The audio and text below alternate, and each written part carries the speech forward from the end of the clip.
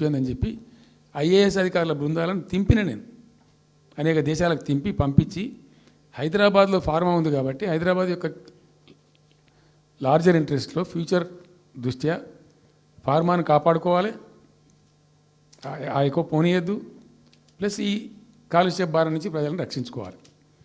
ఎట్లా అంటే జెడ్ఎల్బీ అని వచ్చింది, జీరో లిక్విడ్ బేస్ అని. ఆ డిశ్చార్జ్ ఏదైతుందో దాన్ని మొత్తం జీరో లిక్విడ్ చేస్తారు. ఇంకా కాలుష్యం కాదు, ఏం చెడిపోదు, వీళ్ళకి ఇబ్బంది ఉండదు. అది ఇంటర్నేషనల్ లెవెల్లో సక్సెస్ఫుల్గా ఉంది, సక్సెస్ఫుల్గా జరుగుతుంది. ఇప్పుడు అమెరికాలో ఉన్నాయి, చాలా కంపెనీలు యూరోప్లో ఉన్నాయి, ఇంకా చాలా చోట్ల ఉన్నాయి. అవసరం, ప్రతి దేశానికి అవసరమే. అయితే మనం ఆ సిస్టమ్ పెట్టుకోవచ్చు కదా అని చెప్పి ఒక ఫార్మా యూనివర్సిటీ కూడా పెడదాం దాంట్లో అని చెప్పి ఫార్మా ఇండస్ట్రీ తెచ్చినాం. 2 హెలికాప్టర్లు తీసుకొని ఆ ఫార్మా బిజినెస్ మెన్ ఎవరైతే ఉంటారో వాళ్ళని నేనే స్వయంగా వెంట పెట్టుకుని పోయి ఆ ముచ్చర్ల కాడ పోయి తీసుకుపోయి చూపించి ఈ ప్లేస్ బాగుంటుంది కదా అంటే బాగుంటుందని చెప్తే దాన్ని ఫైనల్ చేసి చాలా కష్టపడి 5-6 సంవత్సరాలు పర్సూ చేసి రైతాంగంతో ఘర్షణ పడకుండా ఒక 20,000 ఎకరాలు పెట్టుకొని చేస్తే 14,000 ఎకరాల పైచీల కొర 14,000 నెట్ వచ్చింది ప్రభుత్వానికి. 14,000 acres already acquired by government. చాలా ఎంఓయూలు జరిగినాయి, అన్నీ జరిగినాయి. మన లోకల్ వాళ్ళు రెడీ ఉండి. అయితే పర్టికులర్లీ జీడిమెట్ల, చర్లపల్లి వీళ్ళు ఏమన్నారంటే, సార్ మాకు ఆల్టర్నేటివ్ స్థలం మంచిగా ఇస్తే మేము అక్కడికి వెళ్ళిపోతాం, ఈ బాధ మాకెందుకు, ప్రజలతో కూడా ఈ బదనాం ఎందుకు, ఆడ పెట్టుకుంటాం. పెట్టి కామన్ అఫ్లియంట్ ప్లాంట్స్ పెట్టి ఒక ఐఏఎస్ అధికారిని పెట్టి దాన్ని నిఘా, ప్రభుత్వ నిఘాలోనే ఈ రసాయనాలు వ్యర్థాలను ఇష్టం వచ్చినట్టు ఎటుపడితే పంపకుండా ఆ నియంత్రణలో జరగాలని చెప్పి పెట్టుకున్నది ఫార్మాసిటీ. దానికి ఎన్వైరాన్మెంటల్ క్లియరెన్స్ కూడా వచ్చింది. కేంద్ర ప్రభుత్వాన్ని ఒప్పించి ఎన్వైరాన్మెంటల్ క్లియరెన్స్ తెచ్చినాం. హైదరాబాద్ మొత్తం ఫార్మాను ఒకటే దగ్గర తీసుకుపోయి పెట్టాలి, ఆడ ఫార్మా సిటీ కట్టాలి, అక్కడ పనిచేసే ఎంప్లాయీస్ కూడా పొద్దాకి ఇటు అటు తిరిగేటువంటి అవసరం లేకుండా మంచిగా బ్రహ్మాండమైన సిటీ రావాలి, వచ్చే సిటీకి కావాల్సినటువంటి ఆల్ ఇన్ఫ్రాస్ట్రక్చర్ రావాలి అని చైనాలో నేను చైనా పోయినప్పుడు చూసినట్టు అది 70,000 ఎకరాలు వాళ్ళది, చాలా హ్యూజ్ ఫ్యాక్ట్. మనకి ఒక 20,000 ఎకర్స్ అయితే మస్తు అవుతుందని చెప్పి మేము తీసుకొని చేసినాం. మెడికల్ కాలేజ్ కూడా మంజూరు చేసినాం ఆ పక్కనే, వీటన్నిటి దృష్ట్యా పెట్టుకొని. అంటే మేము ఒక పద్ధతి పెట్టుకొని దాన్ని ఒక సిస్టమేటిక్గా చేసినాం. చేస్తే ఇప్పుడు దాన్ని ఏందండి దందా, ఏదైనా చేసి దాన్ని నమ్మకదొబ్బన్నా. ఏం జరుగుతుంది రాష్ట్రంలో? ఫ్యూచర్ సిటీ, తొక్క సిటీ, ఎవరికి కావాలి నీ ఫ్యూచర్ సిటీ? నాకు అర్థం కాదు. నువ్వు పెంచినావు హైదరాబాద్ను, ఎవరు చేసిన హైదరాబాద్ సిటీ? ఇంత వైబ్రాంట్ సిటీ ఎక్కడికి వచ్చింది?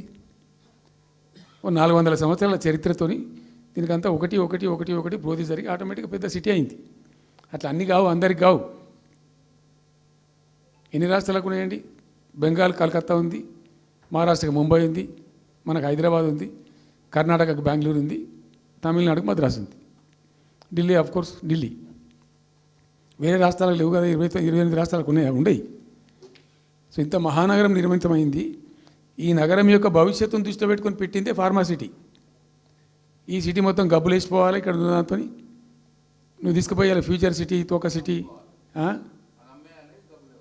ఏందన్నట్టు. ఇది అన్ని దిక్కుమాలిన పాలసీలు, రియల్ ఎస్టేట్ బ్రోకర్ దందా తప్పితే ఇంకోటి లేదు. అన్నీ కనబడతాయి మనకు. మీరు పరిశీలనగా చూస్తే, పూర్తిగా చూస్తే అసలు చాలా గందరగోళం. గురుకుల పాఠశాల విద్యార్థులు చచ్చిపోతారండి. ఇప్పటికి 120 మంది విద్యార్థులు చచ్చిపోయారు. గంత నియంత్రణ లేదా, గంత తెలివి లేదా? ఒక గట్టి అధికారిని పెట్టి గట్టి చర్య తీసుకోరాదా? ఏందో చేస్తాము నీ ఫ్యూచర్ సిటీ, తోక సిటీ, ఈ పోరగాళ్ళని చేస్తారు. తర్వాత ఫార్మా సిటీలో ఆ ల్యాండ్ అక్వైర్ చేసినప్పుడు కండిషన్ ఏంటంటే ఓన్లీ ఫార్మా సిటీకి మాత్రమే వాడతాము. Conditional land acquisition. హైకోర్టులో కేసు ఉంది. హైకోర్టులో పోయి ఈ ప్రభుత్వం ఏం చెప్తుంది? లేదు ఫార్మా సిటీ ఉంటుంది. మళ్ళీ ఆడ 3,000 ఎకరాల్లో వాడేవాడు అంబాయినా, సల్మాన్ ఖానా, ఎవడో బొంతారనో పెడతారు. ఈ జూ పార్క్ కొంచెం ఆడబెడతారట. ఎందుకు? జూ పార్క్ అమ్మకదొప్పడానిక? ఏం జరుగుతుంది ఈ రాష్ట్రంలో అసలు? మేము ఇటువంటి చిల్లర పనులు చేయలేదే మేము ఉన్నప్పుడు, ఇంత దుర్మార్గమైన కార్యక్రమాలు చేయలేదే. ఇది ఎక్కడ దిక్కుమాలిన దందా? ఏం జరుగుతుంది అసలు? ఏం చేయదలుచుకున్నారు ఈ రాష్ట్రాన్ని? ఇదేం పోతున్నా? సో ఇట్లా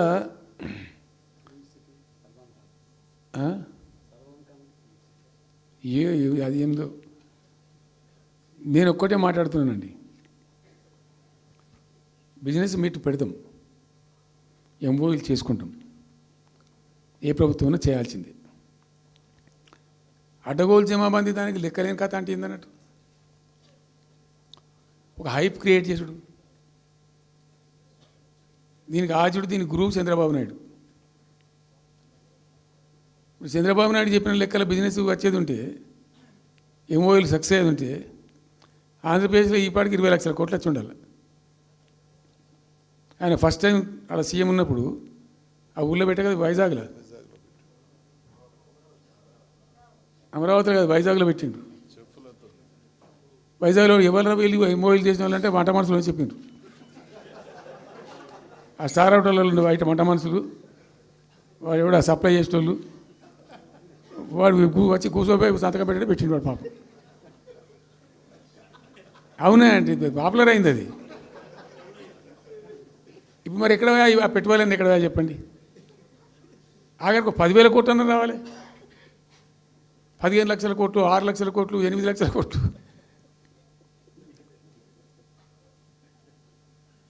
అయితే అప్పుడు తమాషా జరిగింది. ఈ భోపాల్ ముఖ్యమంత్రి, అప్పుడు నేను ముఖ్యమంత్రి ఉంటే, భోపాల్ ఉన్న ఆయన పేరు శివరాజ్ సింగ్ చౌహాన్, ఆయన సీఎం ఉండే. ఆయన ఆ ప్లానింగ్, అదే ఇప్పుడు నీతి ఆయోగ్ ఉంది కదా, దానిలో సబ్ కమిటీకి ఆయన చైర్మన్. నేను భోపాల్లో పెడతా బాయ్సాబ్ జర వచ్చిపోను ఖచ్చితంగా ఊరికే బతిమాలితే ఫోన్ల మీద ఫోన్లు చేస్తే ఏం భోపాల్ లేవా మీరు చూసుకొని అంటే, లేదు సార్ నువ్వు తప్పకుండా రావాలంటే సరే అని పోయినండి. అయితే ఆడొక ఇండస్ట్రీ మినిస్టర్ ఉంది, వాళ్ళ గవర్నమెంట్కి ఉంటారు కదా మధ్యప్రదేశ్కు.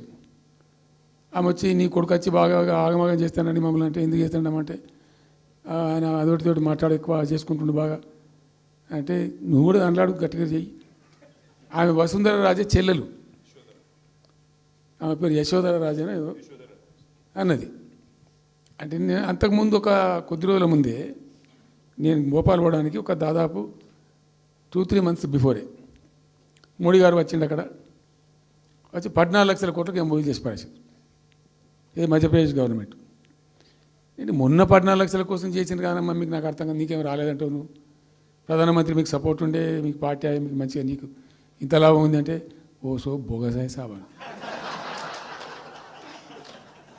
ఆమె నేను అతను ప్రామిస్ చెప్తాను. నేను ఐ వాజ్ షాక్డ్. అది వచ్చేదా పోయేదేస్తానంత వాటిగా గ్యాసు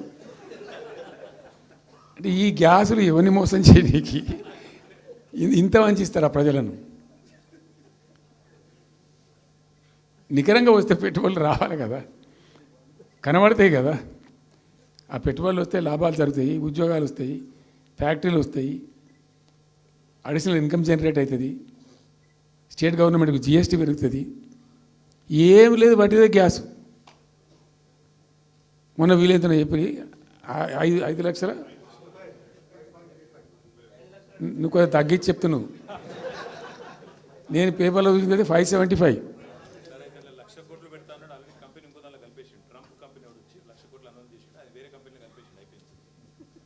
ఇట్లా ఇది ఏమి ట్రంప్ ఓడి గింపి ఇదంతా ఏం పంచాయతీ? ఇట్లా ఈ మోసాలు చేసి ప్రజలను ఎంతకాలం పంచిస్తారు? రియల్గా కాంక్రీట్ టర్మ్స్లో రియల్గా రావాలి.